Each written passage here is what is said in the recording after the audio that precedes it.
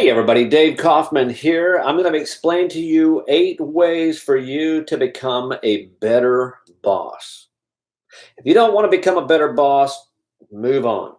But if you want to become a better boss, a better leader, a better manager, a better friend, a better father, a better husband, a better wife, a better son, stay here. I'm going to give you some 8 practical tips, ways that you can become a much more of a people-centered leader. People-centered leadership. And I know it's backwards, but that's the book that I wrote. It's Amazon #1 bestseller. Go to Amazon, look for people-centered leadership, and get that book and make that happen for you.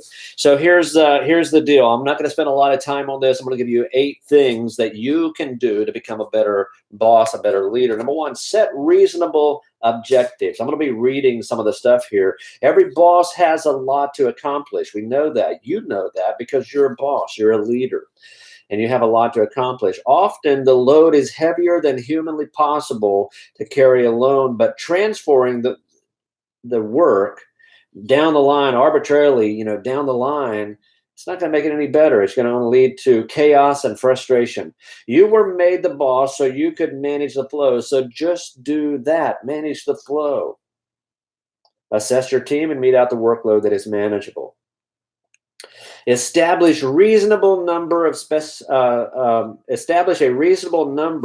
of specifically articulated goals and drive the team to complete them so they can obtain victory and confidence. I've seen so many business owners set their team up to fail. It's kind of like, I'm going to test them and I'm going to make it extra hard for them because we think that if we focus on the negatives, we're going to cover that in just a little bit, but we think that's going to help them be more efficient. But here's the deal. We have to set them up to win. We have to set them up to give them confidence. And then after they have a lot of wins and a lot of confidence, then you can start raising the bar. Then you can start making a bigger difference. Number 2, lead instead of dictate. There's a big difference. After I wrote this book, people come up to me all the time and said, Dave, what is leadership? What is leadership? Because there's thousands of books on leadership. There's no other book on the planet like this book. Because here's what I believe. The subtitle here says, The Art of Growing Your Business by Growing Your People. The art stands for appreciation, recognition, and trust. See, people ask me all the time, what is leadership? John Maxwell, which I love and have met him and read his book, says this: leadership is influence. Nothing more, nothing less. I agree with him. But I think, what does influence do? Let's peel that onion back. What does influence do? What are you really doing when you're influencing people? I'm going to break it down one word. This is what leadership is. It's called inspiration. If you can't inspire your people to do something for you because it's in their heart to do it, then you're not a true leader. One word, inspiration. What kind of leader are you? Are you a dictator? Or are you an inspirational leader? So lead instead of dictate. Just because you're the boss doesn't mean people will do what you say. If they don't respect you or your authority, they will perform at a minimum level. I don't want people performing at a minimum level. I'm not a minimalist guy. I'm a maximum guy. I want my team to perform maximum amount. I want them to blow the goals away. And you can only do that by inspiring them. So lead instead of dictate. Don't be a dictator. Be a leader. Number 3, accentuate the positives. Here's the thing. I see so many business owners talking about the negatives. Like, you didn't do that right. Go back and do it again. Figure it out and report back to me.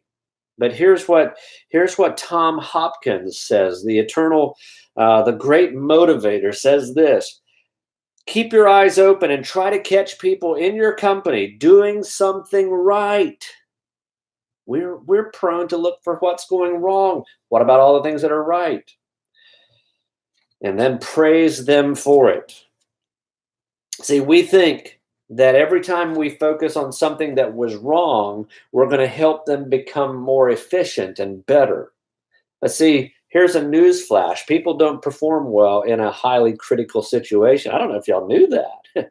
I'm sure you did because you're not unintelligent. People don't perform well when it's in a highly critical environment.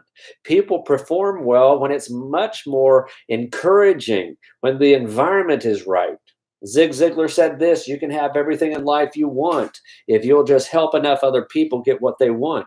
Do people want you to be critical? No. Do they want you to be encouraging? Yes. So be encouraging. You can catch more flies with honey than you can with vinegar. People don't like negative things. So accentuate the positives. Make sure that you're looking for good things to point out. Number 4, scrutinize your own performance. See, here's the deal. I'm just going to break it down to you. You have weaknesses. I have weaknesses. As a boss, you're not all that. I'm not all that. Here's the thing. Becoming the boss is truly just the beginning of the journey.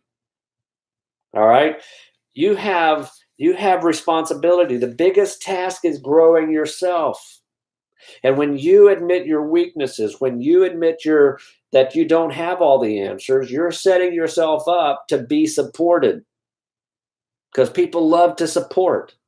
When you admit that you don't have the answers as the leader, as the boss, and I don't think that should be your message, but like on a certain situation, like imagine a team meeting coming together and you say, guys, here's the challenge. Challenge is we're under budget. I don't have the answer. What do you think? You're setting your people up to support you. And when they support you, something miraculously happens. They also start buying into it. They think, wow, he's including me in the solution, because they're used to bosses not including them into the solutions.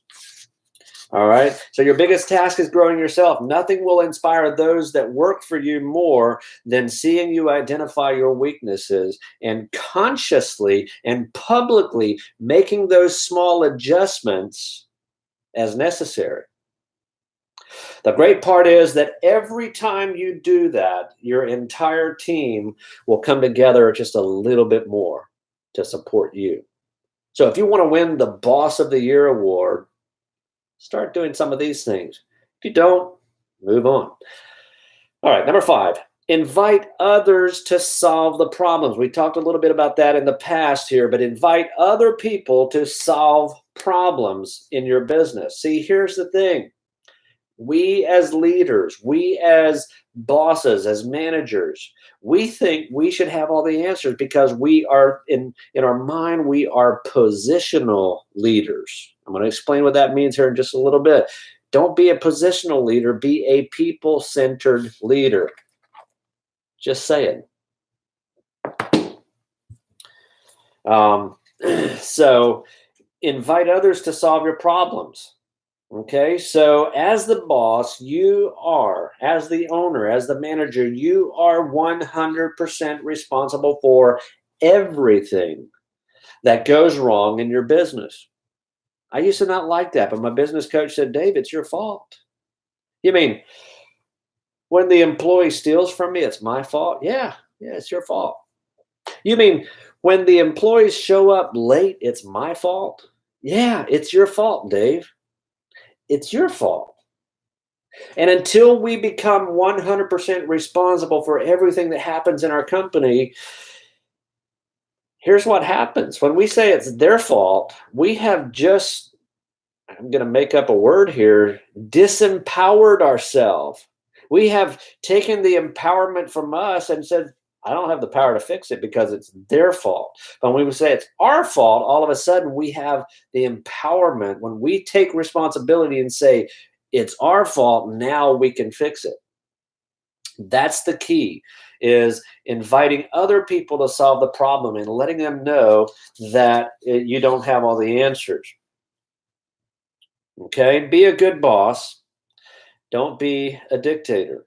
Number 6, listen more than you talk. Now, we've all heard this, that we have 2 ears and we have 1 mouth. Why is that? Because God wants us to use it in that ratio. God wants us to use it in that ratio, yes. And so do your employees. They want you to listen to them. If you want to have a better relationship with your wife or with your husband, listen to them. If you want to have a better church, listen to the people that are in your church. If you want to have a better business, listen to the people that are in your business. If you want to have a better restaurant, make better food and listen to your people. Listen more than talk. Yes, you have a lot of the answers. You have all the experience. And yes, yes, yes. Yep, you're the boss. I get it. You think you should have the answers. But you know what? Your people, your employees, your team, they are the boots on the ground. You know what? The general listens to the commanders listen to the people out on the ground. They listen to them, because if they don't listen, that they have their ear to the ground. Listen more than your talk. Otherwise, your team will think less of themselves and become solely dependent on you. And that's what we find when a lot of business owners call us and say, I need help in my business. Here's what happens. You're alone. You're making all the decisions. You're not including them. They're just tools that you're using to be technicians to get the things done in your business. You don't look at your people as an asset. You look at them as a liability that has to be managed. Here's what I want you to think about. I want you to think about your employees as being an asset that needs to be inspired. That's what I want you to think. Listen more than you talk. Number 7, pick your battles. You can't and shouldn't fight every battle that comes along. You can't. There's no way. You don't have enough energy. So you don't want your team to feel like they're always putting out battles. Direct your own attention and efforts only to where you might have the most impact. Otherwise, install critical stopgaps. We don't have enough time to talk about all of those. Give the team the ability and the power to make the most of their own decisions, and let them fight their own battles. Let them come up with their own solutions. Pick your battles. The process may take a little bit longer, and they may fail. They probably will fail, but here's the thing. They will learn. They will learn from those failures. They won't make that mistake. But if you tell them, hey, don't do that, there's always this thing in their mind that says, I wonder what would happen if I would. You know, like the wet paint, do not touch. Yeah, I'm going to touch that wall because I want to see if it really is wet. The last one, number 8, is make it personal. Make the relationship personal with your people. See, here's the deal. Most employees, believe it or not, have a life after your job. Do you know about them? Do you know about what they want? Do you know about what their dreams and goals are? You may have shared what your goals and dreams are, and you're expecting them to help you get it. But what if we turn that around? What if we take a little bit more interest in their life? The art of growing your business by growing your people. ART stands for appreciation, recognition, and trust. See, here's the deal. You have to learn to appreciate people. You have to learn to recognize them, and you have to learn to trust them. They've got to make their own mistakes. Otherwise, they'll never learn. The people who work hard for you do so with dedication and responsibility to the company. In order to support their own need for pride and self-respect, be generous. Appreciation. Praise, recognition, concern, and have concern for your employees. Trust. Concern always will build trust. If I'm concerned about you, you'll soon start trusting me. Otherwise, you'll have a business with no employees, and you won't win that Boss of the Year award. A lot of people ask me, what is leadership? It's inspiration. And I made up several quotes. I want to share them with you. I haven't memorized them yet. They're brand new, just like yesterday. Let's see. First one goes right here. A people-centered leader listens to the voices of the people they lead. A people-centered leader listens to the voice of the people they lead. I got one more. A people-centered leader leads even when it's not convenient. A positional, I told you we'd get to that. A positional leader leads only when it's convenient. I'm going to read that again. A people-centered leader leads even when it's not convenient. Think about that. A positional leader only leads when it is convenient. So my question to you is, and I'm going to get really morbid here. I want you to think that you're dead. You're in a pine box in the front of the church. You're finished. You're done. Every employee that ever worked for you from day one till now is in the room, and they're having a open mic at your funeral. What do you want your employees to say about you? What do you want them to say? Do you want them to say, wow, my boss really taught me how to balance the checkbook, and he really taught me how to put the products together, how to pack it, and man, he taught me how to ship. He taught me how to like pack a trailer, and he really taught me how to weld. No, you don't want that. If that happens to me at my funeral, I'm going to think, wow, I've really failed the people that God has entrusted me to lead. I want them to say things like, you know what? Dave taught me how it was to live a life of gratitude. He taught me how it was to be a man or a woman of integrity. He taught me how to love my family. He showed me what really matters in life. That's the kind of thing that if you want to be a great boss, start making a difference in the lives of the people that you lead. Start inspiring people. Yeah, you can get a lot of stuff done by being a dictator, but you don't have their heart. You can get more done by being a people-centered leader by inspiring them. If you don't have this book, get it. There's a lot of great stuff in there. It's Amazon #1 bestseller. Go to Amazon, just punch in people-centered leadership. It will make a difference. I've had people come up to me and say, I want to buy you coffee, and tell you how much of a difference this book has made in their life and how they lead people. It's forwarded by the great Pat Williams. Pat Williams, the founder or the owner of the Orlando Magic, Basketball Hall of Fame, wrote over 100 books. In fact, here's one of his books, Leadership Excellence, Pat Williams. Here's another one, The Difference You Make, Pat Williams. He wrote 100 books, over 100 books on leadership. He wrote the foreword to this book. He's a good friend.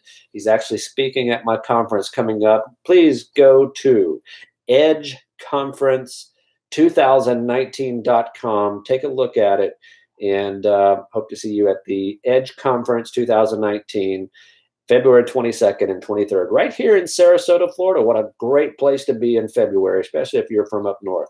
All right, that's it. The 8 things to help you become a better boss. Don't be a dictator. Be an inspirational. Be a people-centered leader. Thank you.